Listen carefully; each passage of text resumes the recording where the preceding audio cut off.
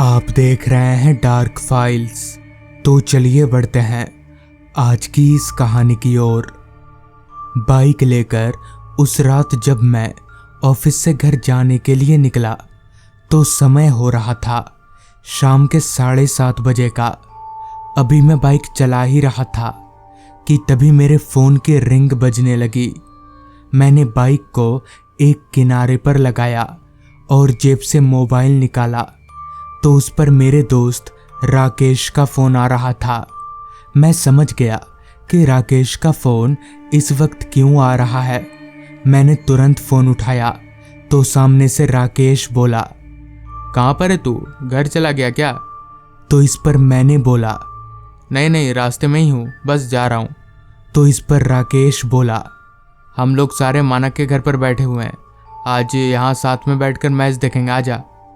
फिर मैंने बोला, अच्छा ठीक है, मैं आता हूँ। इतना बोलकर मैंने बाइक को मानक के घर की तरफ मोड़ लिया। हालांकि अगर कुछ और प्रोग्राम होता तो मैं नहीं जाता, लेकिन दोस्तों के साथ मैच देखने का मजा ही अलग होता है। खैर, कुछ देर बाइक चलाने के बाद मैं मानक के घर पहुंचा। शाम के 7:30 बजे मैच शुरू हुआ और हम सारे मज़े से मैच देखने लगे। मैच ख़त्म होते होते रात के 11:45 बज गए। सारे दोस्त अपने अपने घर को निकलने लगे। फिर मैं भी बाइक लेकर अपने घर के लिए निकल पड़ा।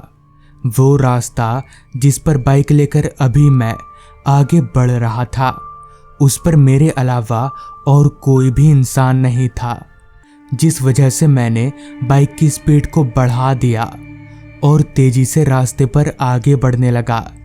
रास्ते के अगल बगल सिर्फ घने जंगल थे, जिनमें से आ रही रात कीड़ों की आवाज़ें उस सन्नाटे भरे माहौल में कानों में चुभ रही थी। वैसे भी मानक का घर थोड़ा ऑफ एरिया में था, यानी शहर के उस इलाके में जहां लोगों की आबादी काफ़ी कम है और ज़्यादा घर ना होने की वजह से इलाका जंगलों से भरा पड़ा था। अगर कोई मुझे ऐसी जगह पर घर लेने के लिए बोले तो मैं कतई ना लूं। ना तो आसपास ज़्यादा दुकानें हैं और ना ही ज़्यादा घर। पता नहीं मानक यहाँ कैसे रहता होगा। यही सब सोचते हुए मैं तेज़ी से बाइक चलाए जा रहा था।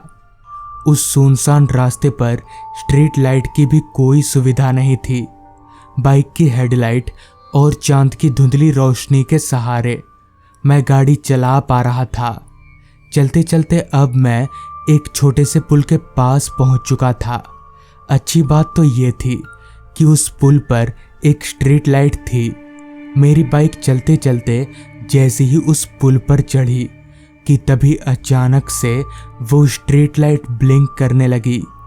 साथ ही साथ पता नहीं क्यों मेरा मन घबराने सा लगा था। मुझे कुछ समझ में नहीं आ रहा था कि आखिर अचानक ये सब क्या हो रहा है। एकदम से मेरी बाइक की स्पीड भी काफ़ी कम हो गई थी, जबकि मैं एक्सीलेटर को पूरा घुमाए हुए था।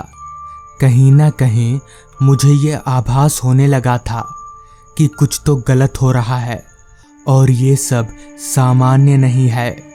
अभी मैं बाइक चला ही रहा था कि तभी अचानक मेरे कानों के पास एक आवाज़ आई, साहब मेरे बेटे को बचा लीजिए, वो मर जाएगा।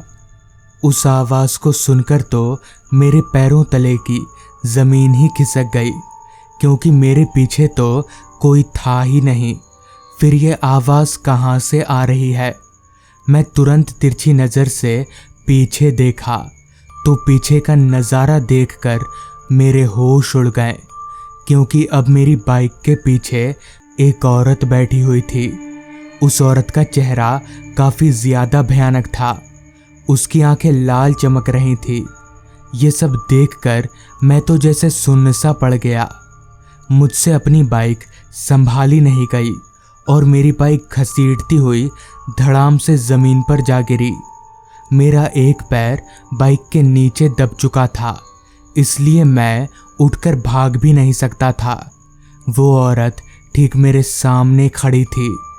डर और घबराहट मेरे सर पर कुछ इस कदर चढ़ गया कि मैं वहीं पर बेहोश हो गया। अगली सुबह जब मेरी आंख खुली तो कुछ लोग मुझे घेर कर खड़े थे।